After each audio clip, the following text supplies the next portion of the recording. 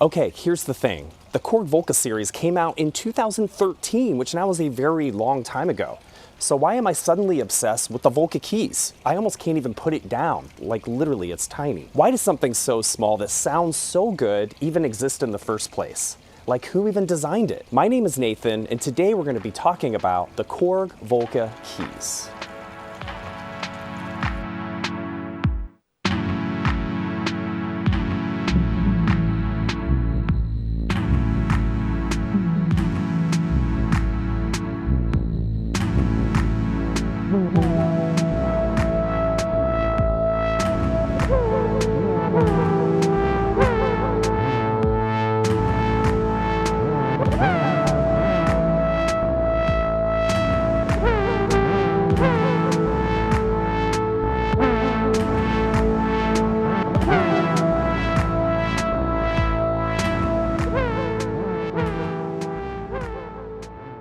Up until recently, the only Volca I ever owned was the Volca sample.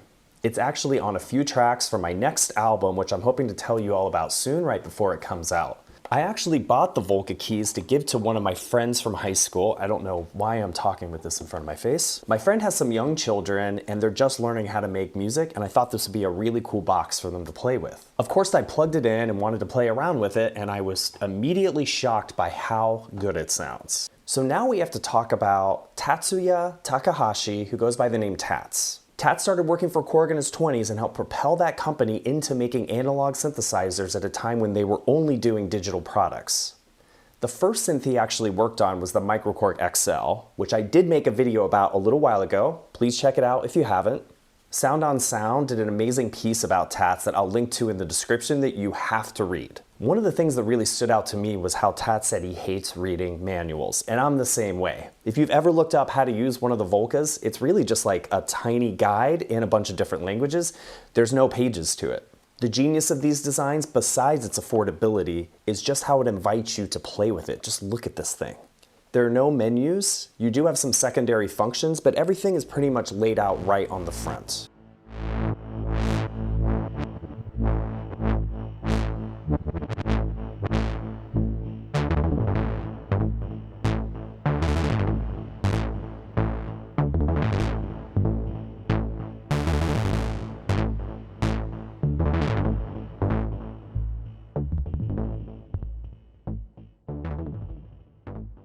I wanted to show you some of the features of the Volca Keys just in case for some reason you've never heard of it before. The Keys is a 3-oscillator paraphonic synthesizer, which means we can do 3 notes. And all of those notes are going through one filter. Over here on this knob we've got some numbers: 32, 16, 8, 4, 2, and 1. Hear the difference in those. It kind of just raises or lowers the notes. And I recently just read what these numbers mean.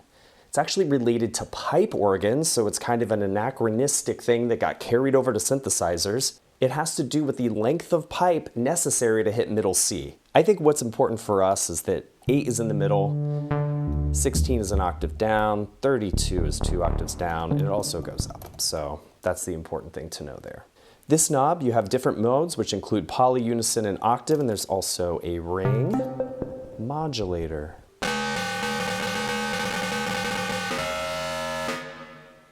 The Keys also has an LFO, which is a really important thing here to help modulate your oscillators.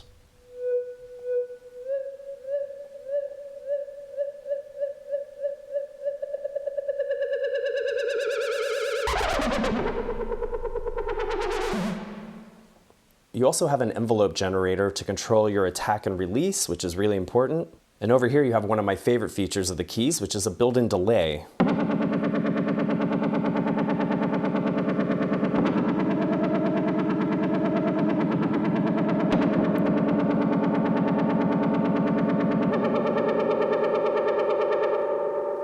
I don't know if you can hear that high-pitched sound that the delay has. It's kind of annoying, and I'm almost wondering if I have a weird version of this. Let me know in the comments if your Keys also has this high-pitched thing when you turn the delay feedback up. The Keys also has a 16-step sequencer, but it's not really a sequencer. They call it a looper for good reason, because you have to play all the notes live, It's quite limiting, but it's also why this device is so awesome. Let's listen to a loop now.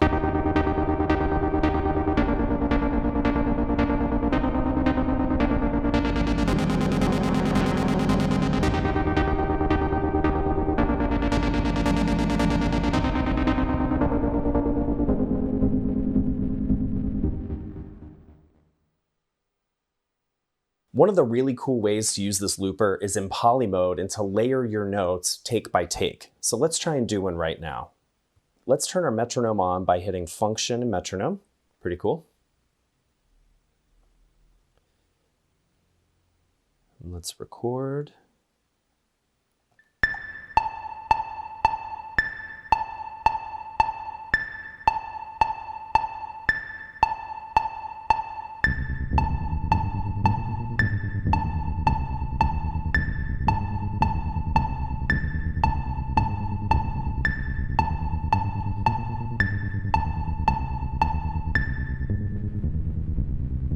Okay, now we're gonna layer over it. I'm gonna go to a higher register.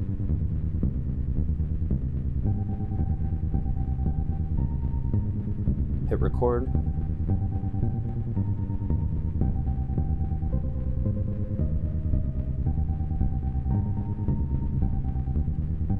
Okay, now we've got 2 layers of notes here. Still going through that one filter. And now even cooler, let's raise our register again, or our scale. Someone please tell me what this is called. We can overdub while this sequence is playing.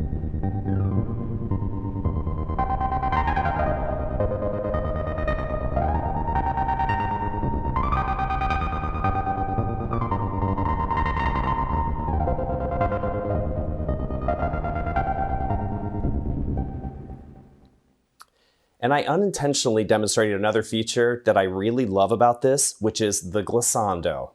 If you don't know what a glissando is, it's this. This kind of sliding effect. It's super, super cool.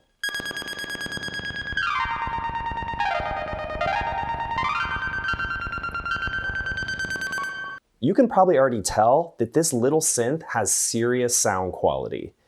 It honestly sounds really good as my Moog synthesizers, or what other gear do I even have? It definitely sounds better than the OP1 OG one that I have, that's for sure. I have to thank some really genius YouTubers for demonstrating this next feature to me that I'm gonna try and show you now, and this is the Flux key. The Flux is basically a way to quantize notes, and what's really cool is you can go into the settings to slow your tempo range down to really low. I think it goes all the way to like 10 beats per minute. And when you have Flux enabled, it's going to record a lot of these notes in between the beats that you now are very slow, and you get some really interesting results with these sequences. So yeah, we're going to make a sequence with the Flux on, the tempo really slow, and we're just going to see what happens.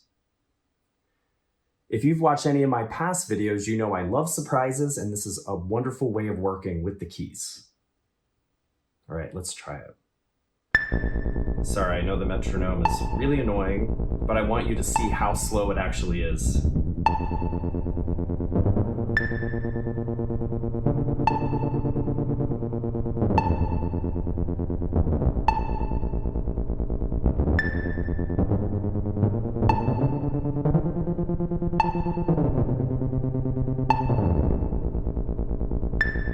Still not there.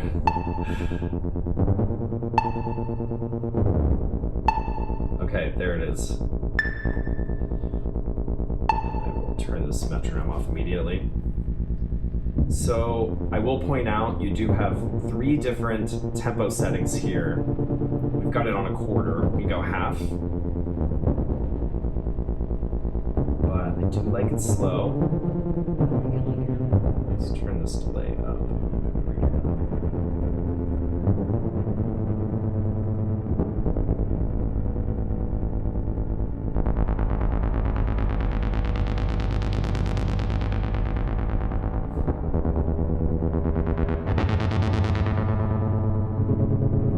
I forgot to mention, one of the reasons you would use this feature is to get sequences that are much longer than the 16 steps that are available to you. I'll put a link in the description directly demonstrating this feature and why it's so important. Saying anything negative about the keys feels a bit blasphemous to me, but there are a few things I have to mention because it is a review. Although specifically designed to be small and portable, this does affect the playability of the keyboard. It's common playing the Volca Keys to activate multiple notes at the same time on accident, like this. Another drawback that I run into using the Volca Keys is after I've made a loop, sequence, whatever you want to call it, you can't change the octave or register.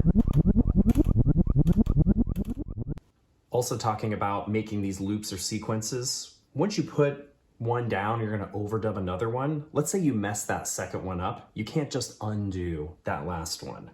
Part of me keeps thinking maybe there's a way to do that here, but I haven't found it yet. Now I want to show you guys a video I made a few weeks ago with the keys and some other pedals. I had published it as a short on my channel, but it didn't really get many views, so I'm going to go ahead and put it here too, because I'm cool like that.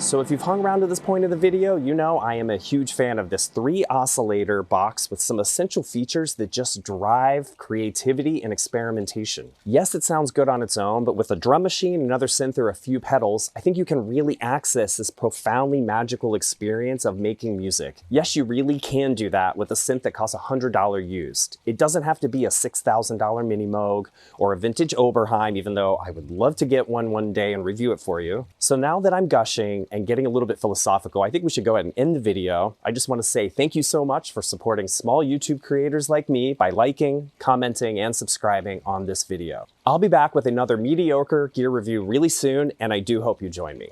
Take care.